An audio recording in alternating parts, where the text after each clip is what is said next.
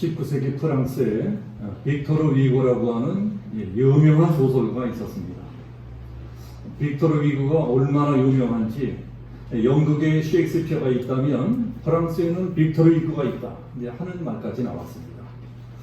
그 사람이 쓴 소설 중에 제일 유명한 소설이, 우리들이 다 잘 알고 있는 레미제라블입니다. 레미제라블. 우리나라에는 장발장이라고 하는 제목으로 더 많이 알려져 있습니다.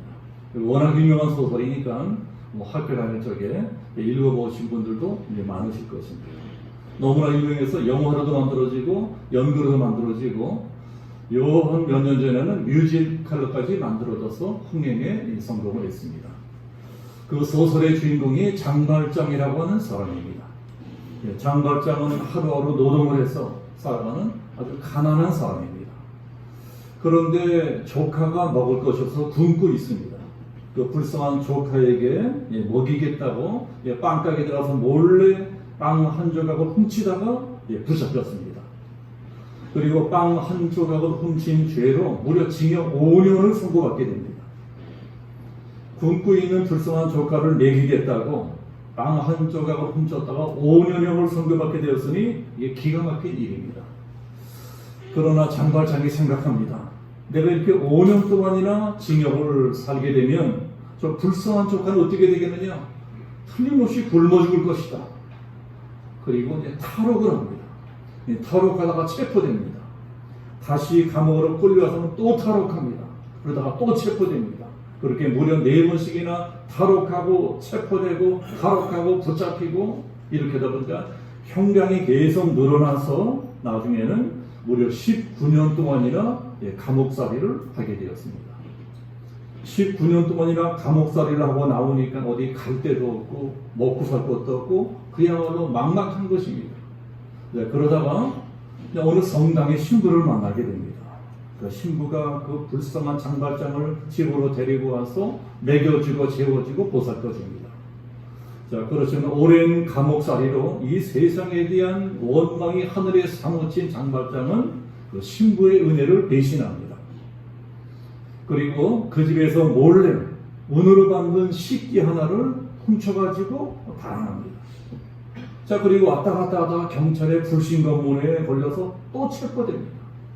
경찰관이 장발장을 신부 앞으로 끌고 와서 이것이 신부님이 도둑맞은 물건이 아닙니까?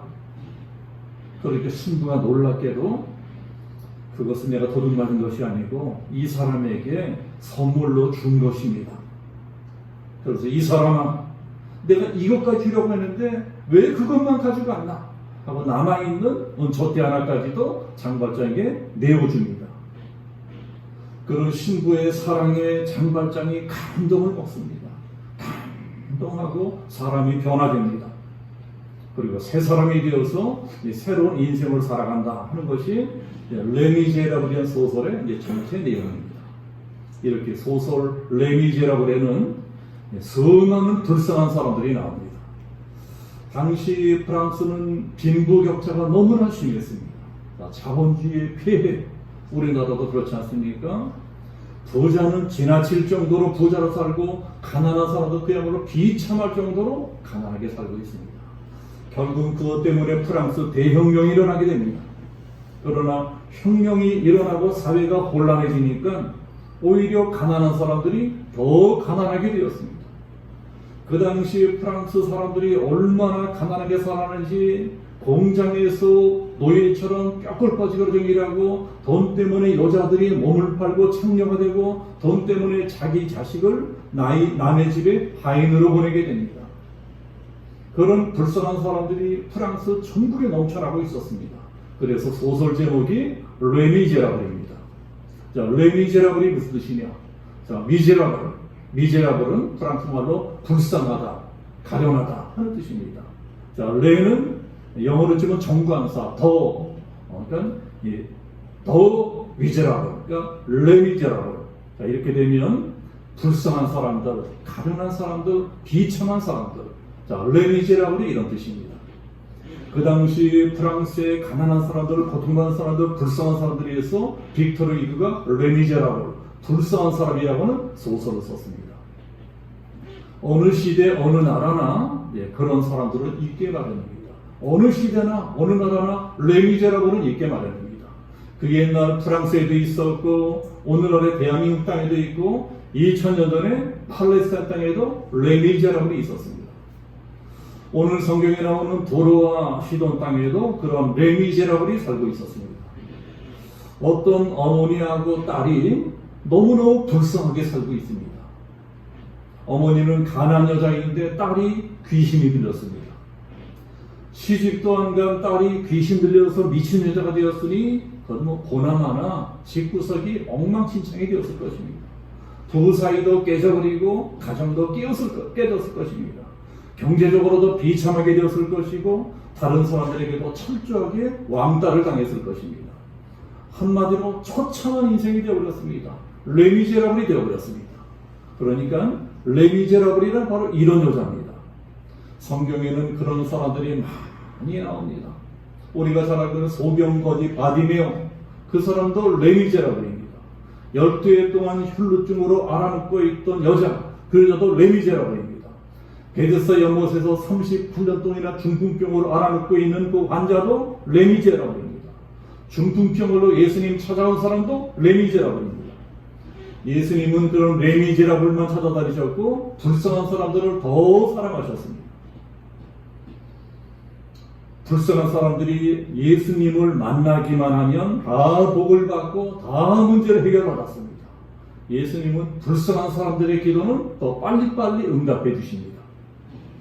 자, 그러나 이상하게 오늘 성경 보면 오늘 성경에 나오는 이 여자한테만은 그렇게 해주지 않으십니다. 이 여자도 분명히 레미제라블인데 불쌍한 여자인데 이 불쌍한 여자가 예수님을 찾아와서 예수님 제발 내 딸 좀 고쳐주세요. 내 딸이 귀신 들렸으니 고쳐주세요 하고 큰 소리로 간청을 해도, 자 우리로 치자면 큰 소리로 기도해도 전혀 들어주지 않으십니다. 23절을 보시면 한 말씀도 대답하지 아니하시니 들은 척도 안 한다는 거예요. 대답도 안 하고 무시해버립니다. 다른 사람들은 찾아와서 기도만 하면 다 들어주셨습니다. 그 어떤 문제든 다 해결해 주셨습니다. 병도 고쳐주시고 먹을 것도 주시고 소경을 눈뜨게 해주시고 귀머거리 듣게 해주시고 귀신까지 쫓아주셨습니다. 그런데 이상하게 이 여자한테만은 그렇게 하지 않는 거예요. 이 불쌍한 여자가 아무리 열심히 기도하고 또 기도하고 간청해도 전혀 들은 척도 하지 않으십니다. 성경에서 이런 것은 오늘 말씀이 유일합니다. 다른 데는 그런 거 없어요. 예수님이 이렇게 하신 적은 한 번도 없었습니다. 아무리 기도해도 응답이 없다. 우리 예수 믿는 사람들에게는 그것만큼 답답한 일이 없을 것입니다. 자, 그래도 가끔씩은 우리도 그럴 때가 있죠. 우리도 그럴 때가 있습니다. 나한테 지금 뭔가 굉장히 어려운 일이 생겼습니다. 그래서 간절하게 기도합니다. 새벽에도 교회 나가 기도하고 밤에도 기도하고 간절하게 기도합니다. 그런데 이상하게 전혀 응답을 하지 않으시는 거예요. 전혀 응답이 없어요.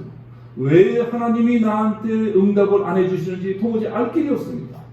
성경을 보면 이 정도로 간절하게 기도하면 다 응답해 주셨습니다. 또 다른 사람들은 열심히 기도하면 하나님이 다 응답해 주세요. 그런데 이상하게 내 기도만 들어주지 않으시는 것입니다. 왜 다른 사람의 기도는 잘도 들어주시면서 내 기도만 들어주시지 않는지 도무지 알 수가 없어요. 가끔 우리도 그럴 때가 있죠. 지금 이 여자가 그런 것입니다. 그 먼 길을 찾아와서 예수님 제발 내 딸 좀 고쳐주세요. 내 딸이 귀신 들렸습니다. 귀신 쫓아주세요. 통사정하는데도 싱긋도 안 합니다. 들은 척도 안 하십니다.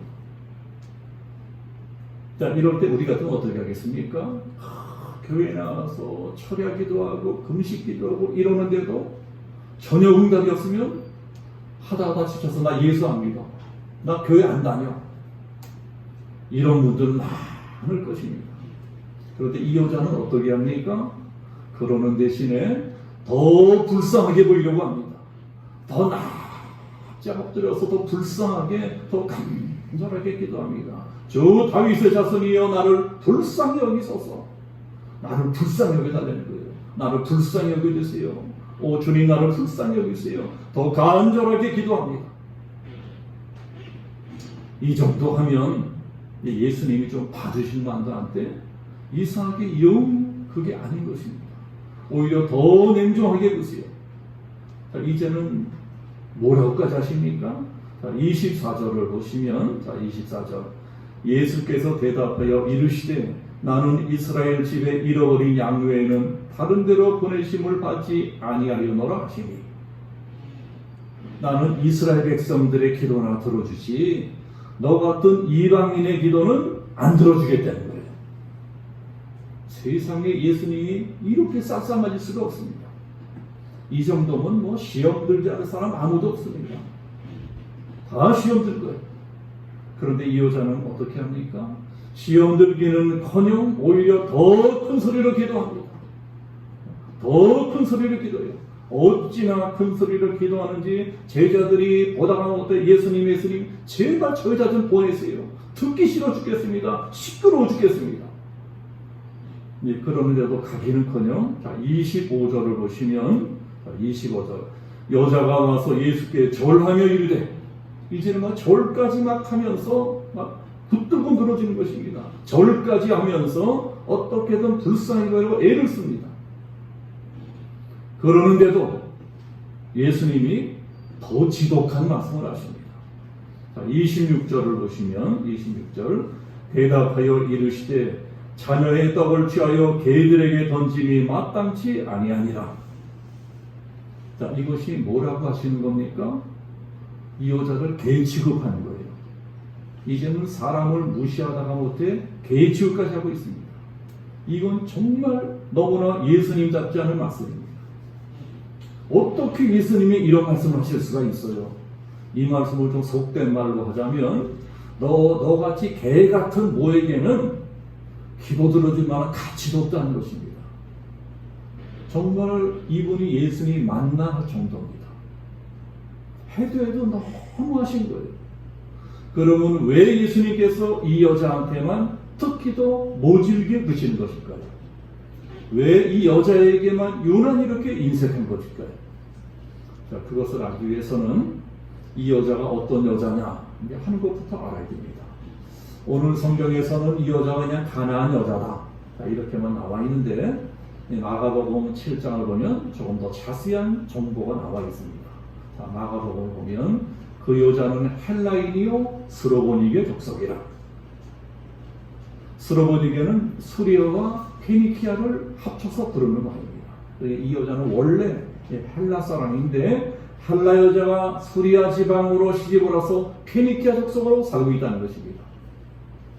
그런데 이 말씀을 제가 쉽게 말씀드리자면 무슨 뜻인가 하니 이 여자는 아주 뼛속까지 우상문화에 쩌들어 살고 있는 여자입니다. 뼛속까지 우상문화에 쩌들어 버렸습니다. 두로는 우상을 섬기는 것으로 유명한 땅입니다. 자, 두로가 누구의 고향인가요? 우리들이 잘 알고 있는 그 악독한 왕비, 그 유명한 이세벨 왕비의 고향입니다. 두로의 공주. 두로의 공주가 엘리야 시대에 북이스라엘 왕국으로 시집을 갑니다. 그런데 이스라엘 땅으로 시집을 가면서 자기 나라의 우상이라는 우상은 모조리 다 싸가지가 않는 것입니다. 그래서 자기 남편이자 이스라엘의 왕인 아합을 타락시켜버립니다. 여자가 남편을 타락시켜버려요. 이세벨 왕비 때문에 이스라엘은 온 나라가 우상천지가 되어버립니다. 결국은 그것 때문에 나라가 망한 것입니다. 귀신 들린 딸을 둔 어머니는 그런 문화 속에서 살아가는 여자입니다. 우상을 섬기는 문화 속에 태어나서 우상을 섬기면서 자라났고 우상을 섬기는 나라로 시집을 갔습니다. 그러니 당연히 이 여자는 예수님도 우상을 섬기듯이 섬기려고 합니다. 자기네 나라 우상에게 막 빌고 주문을 외우고 절하고 그러듯이 예수님께서 똑같이 막 빌고 절하고 난리 치는 거예요. 그러면 복을 준다고 믿는 것입니다. 우리나라에도 그렇게 예수 믿는 분들이 많으십니다. 우리나라도 워낙 오랜 세월 동안 불교를 믿고 샤머니즘을 믿고 그랬기 때문에 비나이다, 비나이다, 신령님께 비나이다 하는 식으로 예수 믿는 분들이 너무나 많으십니다. 네, 그런 것을 기복신앙이라고 합니다. 그저 복만 받으려고 하는 것입니다. 예수 믿는 목적이 복 받으려고. 자, 그런 분들에게는 예수님이 또 다른 부처님이고 또 다른 산신령이지 여인을 위하신 창조주요 구세주가 될 수가 없습니다. 그렇게 믿는 분들이 너무 쉽게 기도응답 받으면, 너무 쉽게 축복을 받으면 금방 그를 원이 취합니다. 그러면 오히려 기도응답 받기 전보다 더 나빠지는 수가 있습니다. 하나님 나라에서는 기도응답 받는 것보다, 복 받는 것보다 더 중요한 것이 받은 복을 지키는 것입니다. 우리들이 복을 받는 것도 중요하지만 받은 복을 지킬 줄 알아야 됩니다. 받은 복을 지키지 못하면 더 나빠집니다. 그래서 하나님께서는 아무에게나 쉽게 복을 주지 않으십니다. 아무나 쉽게 기도응답해 주지 않았어요. 너무 쉽게 기도응답 받고 너무 쉽게 축복받으면 사람이 교만해집니다. 자기 잘난 줄 아는 거예요. 가난한 사람이 쉽게 복받고 쉽게 부자가 되면 그런 사람은 타락하기 쉽습니다.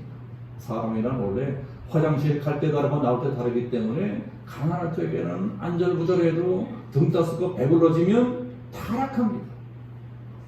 그래서 이 여자 기도도 그리 쉽게 응답해지지 않는 것입니다. 그러나 이렇게 무시당하고 막 구박을 받고 이러면서도 이 여자가 어떻게 합니까? 자, 우리가 오늘 이것을 잘 봐야 됩니다. 자, 어떻게 합니까? 더 불쌍하게 보이려고 합니다. 더 레미제라블이 되려고 합니다. 자, 우리 27절도 다시 한번 같이 보겠습니다. 자, 27절 보면 여자가 이르되 주여 올소이다마는 개들도 제 주인의 상에서 떨어지는 부스러기를 먹나이다 하는.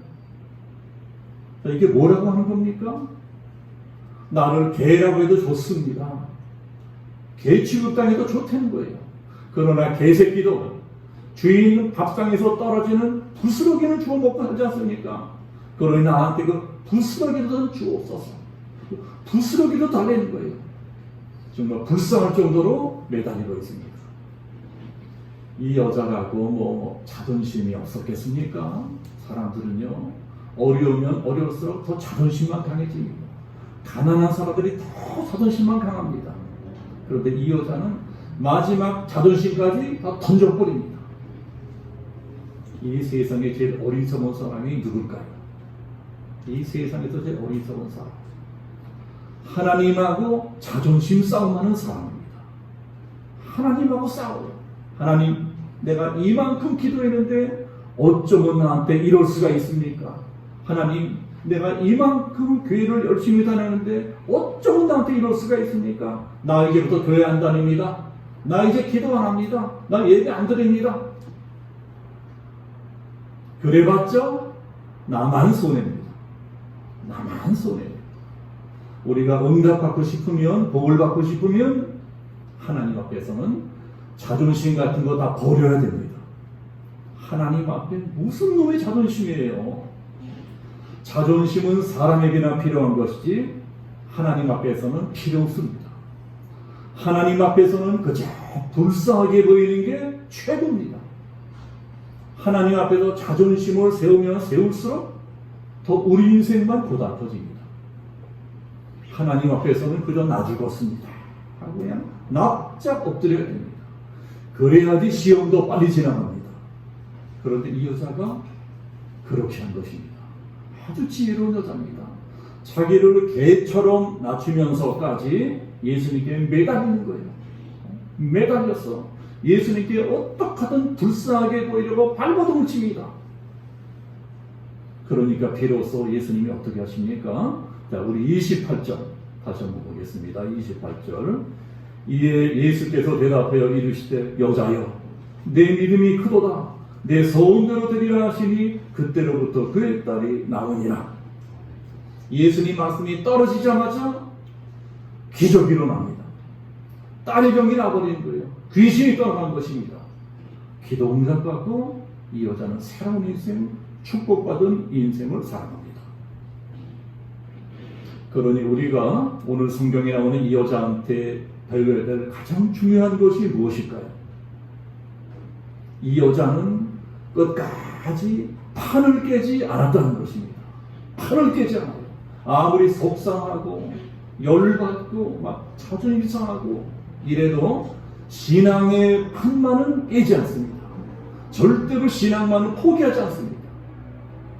그래서 결국은 기도 응답을 받았습니다. 결국은 축복을 받았습니다. 자, 우리도 마찬가지입니다. 우리도 신앙생활에서 정말 중요한 것이 절대로 판을 깨면 안 됩니다. 우리가 아무리 힘들고 아무리 속상하고 아무리 기도가 응답되지 않고 그런다고 할지라도 우리 신앙의 판만은 깨버리면 안 됩니다. 저는 노름을 해본 적이 없습니다. 그렇지만 주위에 노름하는 사람들이 있었어요. 그러한 사람들을 보면 노름할 적에 이런 말을 잘하더라고요. 패를 잘 받아야 된다. 패가 좋아야 돼. 패를 잘 받아야 돈을 잘 딴다는 것입니다. 그것이 우리 인생도 마찬가지입니다. 노름도 패를 잘 받아야 된다면 우리 인생도 패를 잘 받아야 됩니다. 사람도 패를 잘 받고 태어나야 됩니다. 이왕이면 부잣집에서 많이 배우고 훌륭한 부모님에게서 태어나야 됩니다.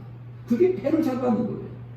그렇게 해서 풍족한 환경 가운데 공부도 많이 하고 자라나면 그런 사람은 패를 잘 받은 사람이에요. 패를 잘 받고 태어난 사람입니다. 그런데 그렇게 치자면 오늘 성경에 나오는 이 여자는 아주 나쁜 패를 받고 태어난 사람입니다. 아주 나쁜 패를 받고 태어났어요. 태어나 보니까 가난한 집구석이야. 그걸 어떻게 하겠어요? 하필이면 가난한 부모에게 태어난 것입니다. 하필이면 가난하고 많이 배우지 못하고 성질도 더러운 부모에게 태어났어요. 아주 나쁜 패를 받고 인생을 시작합니다. 그렇게 가난한 집에서 자라나다 보니 제대로 대우도 받지 못하고 공부도 제대로 했을 리가 없고, 그렇게 별볼이 살다가 결혼도 자기하고 똑같이 그냥 별볼이도 없는 남자랑 하게 됩니다. 계속 나쁜 평만 받는 거예요. 옛날이나 지금이나 가난한 사람들이 가난을 면하는 거 쉽습니까? 죽어라 행상하고 죽어라 노동판을 띄어도 생전 가난을 면할 필요 없는 것입니다. 그런데다가 또 하나 패를 받은 것이 이게 최악의 패입니다. 자기가 못 살면 자식이라도 잘 될 텐데 어떻게 된 게 딸까지 병에 걸려버렸어요. 그것도 아주 흉악한 귀신에 들려서 세상에 아이 꼴이고 집안 꼴이고 말씀이 아닌 것입니다. 이 여자는 정말 최악의 패만을 받고 있어요. 최악의 패만을 받고 살아갑니다. 우리가 만약에 그렇다면 어떻게 하겠습니까? 우리가 만약에 그렇다면 미국 텍사스주에 아들만 무려 7인 어떤 농사꾼 가정이 있었습니다. 미국이나 우리나라나 농촌 마을에는 아이들이 편번히 놀거리가 없습니다. 그래서 아이들이 심심하니까 맨날 모여서 이 카드놀이 있죠. 카드놀이만 하고 놉니다. 어느 날도 이제 아이들이 이렇게 모여서 카드놀이를 하는데 셋째 녀석이 하필이면 제일 나쁜 패를 받았습니다. 보니까 이런 패를 가지고서는 도저히 이 게임에 이길 수가 없어요. 그러니까 이놈이 어떻게 하는 거 아니? 확 패를 던져버립니다. 나 안 해. 이딴 패를 주는 게 어디 있어? 나 안 해. 나한테 다른 패 줘. 땡깡을 부리는 거예요. 우연히 지나가다 것을 본 엄마가 카드놀이를 중단시킵니다. 그만해라. 그 애들을 다 불러 모읍니다. 그리고 이렇게 말을 하는 거예요. 얘들아, 이 엄마 말 들어라. 그리고 어떻게 셋째, 엄마 말 잘 들어야 돼요. 이 카드놀이는 마치 우리 인생의 축소판 같은 거란다. 모두가 다 좋은 패를 받을 수는 없는 거야. 어떤 사람은 좋은 패를 받을 수도 있고 어떤 사람은 나쁜 패를 받을 수도 있다. 그것이 우리 인생이야. 인생이란 원래 그런 거예요. 그런데 이 카드놀이에서는 안 좋은 패가 남았다고 바꿔달라고 떼쓰고 땡깡 부리고 집어쳐 던져버리고 이럴 수 있지만 우리 인생에서는 그렇게 할 수가 없다. 우리 인생에서는 나쁜 패가 나와도 바꿀 수 없다. 그런가 셋째야, 엄마 말 잘 들어라. 만약에 네가 인생 살아가다가 만약에 네가 원치 않는 나쁜 패를 받으면 어떻게 될래? 네가 원치 않는 고통을 당하고 원치 않는 환난을 당하고 원치 않는 시련을 당하게 되면 그때는 너 어떻게 할래? 그래도 도리가 없다. 그때는 어떻게 해서든 그 나쁜 패를 가지고서라도 이길 수 있는 방법을 찾아내야 된다. 그래야만 네 인생을 승리할 수가 있다. 그러니까 네가 인생 살다 네가 원치 않는 나쁜 패를 받게 되면, 나쁜 패를 만나게 되면 어떻게 되겠니? 어떻게 되겠니? 그때는 하나님께 기도해야 되는 거예요. 하나님께 간절하게 기도하면서 하나님의 지혜를 구해야 돼. 그러면 하나님께서 그 나쁜 패를 가지고서도 이길 수 있는 방법을 가르쳐 주실 거예요. 이 지혜로운 어머니의 말에 아이가 큰 깨달음을 갖게 됩니다. 그리고 그 아이는 그 다음부터는 어떤 어려운 일을 만나든 어떻게 하면 이 나쁜 패를 가지고서도 이 싸움에서 이길 수가 있을까? 그것만 연구하며 살아갑니다. 그래서 텍사스 촌뜨기 출신이라고 하는 불리한 조건을 극복하고 미국의 웨스트 포인트 육군사관학교에 들어갑니다. 그리고 장교가 되어서 군대에서 승진하고 또 승진해서 훗날 아주 위대한 장군이 됩니다. 위대한 장군이 되었어요. 그 사람이 누구냐? 2차 세계대전의 영웅 아이젠하워입니다. 아이젠하워가 연합군 총사령관으로 취임했을 때 전세는 아주 불리했습니다. 아주 나쁜 패를 받았습니다. 그러나 아이젠하워는 그 나쁜 패를 가지고서도 이길 수 있는 방법을 찾아냅니다. 그리고 적군의 허를 찌르는 노르망디 상륙 작전으로 전쟁의 판세를 일시에 뒤엎어버립니다. 그리고 전쟁에 승리한 위대한 영웅이 됩니다. 그 나중에는 미국의 제34대 대통령까지 하게 됩니다. 이 세상에서 제일 미련한 사람이 패를 나쁘게 받았다고 판을 깨버리는 사람입니다. 나 기도하네, 나 예수 안 믿어, 나 교회 안 가네. 이런 사람이 제일 미련한 사람입니다. 그러나 이 세상에는 아주 작은 이 시험에도 판을 깨버리는 참 못난 사람들이 뜻밖에 굉장히 많이 있습니다. 그런 사람들은 마귀의 놀이개빵밖에 되지 못합니다. 사탄이 가지고 노는 거예요. 이 타락한 세상의 지배자는 사탄입니다. 사탄은 우리의 손에 계속해서 나쁜 패를 쥐어주면서 속삭입니다. 자, 봐라. 네 손에 있는 패를 봐라. 네 손에 있는 패는 가난이다. 너 병 걸렸지. 너는 저주받은 거야. 너는 무능해. 너는 능력도 없어. 너는 실패자야. 이 따위 패로는 너는 절대로 이길 수 없어. 그럼 네 인생은 끝났어. 너 더 살아봤자 고생할 것 뻔하다. 차라리 다 던져버려라. 다 포기해버려라. 이렇게 사탄은 날마다 우리의 귀점에 속삭입니다. 이것이 마귀의 유혹입니다. 그러나 이러한 시험을 당할 때마다 우리들이 꼭 명심해야 될 것이 있습니다. 명심할 것. 과연 믿음이라고 하는 것이 무엇이냐 하는 것입니다. 도대체 믿음이라는 것이 무엇이냐? 우리가 맨날 믿음 하며 살아가는데 믿음이라는 것이 도대체 어떤 때 필요한 거냐? 이럴 때 필요한 것입니다. 믿음은 나쁜 패를 받았을 때 필요한 거예요. 나쁜 패를 받았을 적에 그것을 믿음으로 극복하라고 믿음이 필요한 겁니다. 믿음이란 나쁜 패를 받았을 때 더 빛나게 되어 있습니다. 평안할 적에, 인생 잘 나갈 적에 근심 걱정 없고 아이들 말 잘 듣고 신랑이 돈 잘 벌어다 주고 그렇게 안전빵으로 좋은 패를 쥐었을 적에는 솔직히 별로 큰 믿음도 필요 없습니다. 믿음의 진짜 위력이라고 하는 것은 나쁜 패를 쥐었을 때 그때 나타납니다. 나쁜 패를 쥐었을 적에 내가 원치 않는 환난 고통이 나타났을 때 그때 믿음 없는 사람과 믿음 있는 사람의 차이는 하늘과 땅만큼 벌어집니다. 잘 나가던 사람이 갑자기 인생에 나쁜 패를 쥐었을 적에 부도가 나고 실직을 하고 병에 걸리고 환난 고통을 만났을 적에 그때 믿음 없는 사람은 그냥 인생을 포기해버립니다. 자살해버리는 사람도 있어요. 그러나 평소엔 별볼이 없어 보이실지라도 믿음 있는 사람은 그 위기의 순간에 돌파구를 찾아냅니다. 그러니까 단번에 인생을 역전시켜버립니다. 화를 복으로 바꾸는 전화위복의 사람이 되는 것입니다. 그러니까 믿음의 사람에게는 나쁜 패가 오히려 기회인 것입니다. 그게 내 팔자로 뒤바꿀 수 있는 절호의 찬스예요. 그래서 우리들은 그 나쁜 패를 쥐고서라도 기도하고 발버둥 치고 최선을 다해서 내 운명을 극복해하려고 하는 사람이 되어야 됩니다. 오늘 말씀에 나오는 가나안 여인처럼 내가 받은 패가 나쁘면 나쁠수록, 내가 타고난 운명이 나쁘면 나쁠수록, 내가 불행하면 불행할수록 더 하나님께 매달려야 됩니다. 더 하나님께 매달려야 됩니다.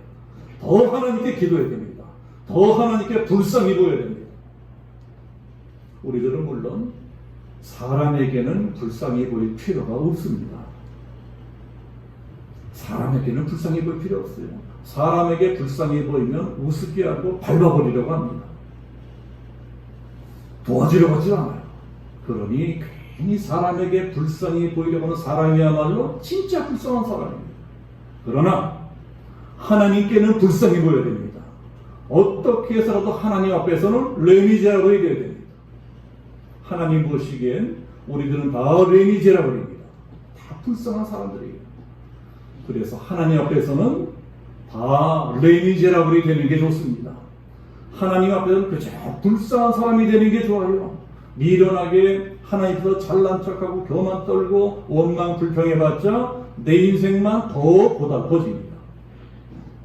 우리가 살 길은, 우리가 잘 되는 길은, 우리가 성공하는 길은 하나님께서 우리를 불쌍히 여겨주시고 도와주는 길밖에 없습니다. 우리들은 나를 불쌍히 여기소서 하고 기도하는 가나안처럼 기도해야 될 것입니다. 그저 자나깨나 주여 나를 불쌍히 여기소서, 주여 나를 불쌍히 여기소서, 이런 자세로 살아야 될 것입니다. 왜 우리가 주일마다 교회 나와서 이 예배당에서 예배를 드리고 있습니까? 우리가 이렇게 예배 드리는 모습을 보고 하나님께서 우리들을 불쌍히 여기십니다. 우리가 예배하는 이 모습과 하나님 우리를 불쌍히 여기세요.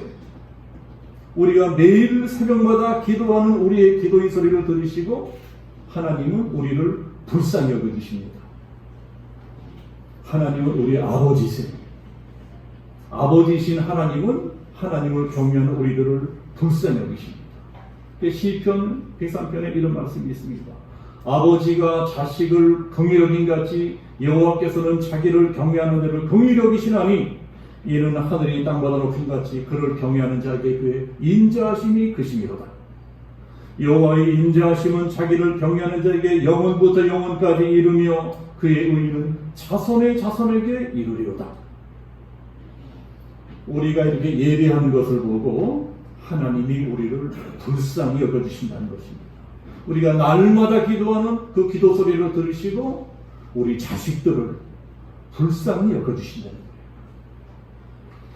오늘 성경에 나오는 가나안 여인의 한 일이라고는 그저 불쌍히 여겨달라고, 주여 나를 불쌍히 여기소서, 주여 나를 불쌍히 여기소서, 그거 하나밖에 한 일이 없어요. 이어져가 무슨 좋은 일 한 것이 있습니까? 평생 우상이나 섬겨서든다가 무슨 복받은 나는 일을 했겠습니까? 그러나 자식을 위해서 간절하게 기도하는 그 기도 소리를 들으시고 예수님이 기적을 일으켜 주십니다. 예수님이 우리를 불쌍히 여기시면 기적이 일어납니다. 예수님이 우리를 불쌍히 여기시면 하늘의 축복이 임합니다. 예수님이 우리를 불쌍히 여기시면 내 인생이 바뀌고 팔자가 바뀌고 운명이 바꿔집니다. 그러니 이 세상에서 제일 지혜로운 사람이 어떤 사람이냐? 하나님 앞에서 레미제라블이 되는 사람입니다. 사람 앞에서는 레미제라블이 될 필요가 없어요. 우리 예수 믿는 사람들은 다른 사람들 앞에서 비굴하게 보이면 안 됩니다. 비록 내가 지금 아무것도 가진 것이 없다 할지라도, 아무리 가난하다 할지라도, 병들었다 할지라도 사람들 앞에서는 하나님의 자녀들에게 당당하게 살아가야 됩니다. 그러나 하나님 앞에서는 무조건 불쌍하게 보여야 됩니다. 주여 나를 불쌍히 여기소서, 나를 불쌍히 여기소서. 레미제라블이 되어야 됩니다. 그러면 하나님이 도와주십니다. 내 편이 되어주셔서 내가 어떤 일을 만났든 내 힘으로 도저히 해낼 수 없는 일을 할지라도 함께 하셔서 이기게 해주십니다. 인생 승리자가 되게 해주시고 내 불행한 운명을 이겨내 기적의 주인공이 되게 해주십니다. 우리 양진영석에 오는 성도님들이 뭐죠? 오늘 성경에 나온 우리 가나안 여인처럼 레미제라블의 신앙, 기도와 믿음으로 인생 최후 승리자가 되시기를 예수님의 이름으로 축복합니다. 아멘. 기도하겠습니다. 자비로우신 아버지 하나님, 하나님 앞에 우리 모두는 다 레미제라블입니다. 불쌍한 자식들입니다. 우리들 하나님께 나와 예배하며 기도하는 이 모습을 하나님은 긍휼히 여기시고 불쌍히 여기고 계시옵나이다. 오늘도 우리 앞에 나의 도움은 하나님밖에 없습니다. 하나님이 나를 도와주지 않으시면 나는 내 인생의 이런 문제들을 해결할 길이 없습니다. 간절히 기도하는 내 작은 믿음, 내 작은 기도를 들으시고 아버지 하나님 역사하셔서 내 인생이 바꿔지고 운명이 바꿔지고 그리고 하나님의 자녀들에게 당당한 인생 승리자로 살아가는 축복과 영광을 허락해 주시기를 원하며 예수 그리스도 이름으로 기도하옵나이다. 아멘.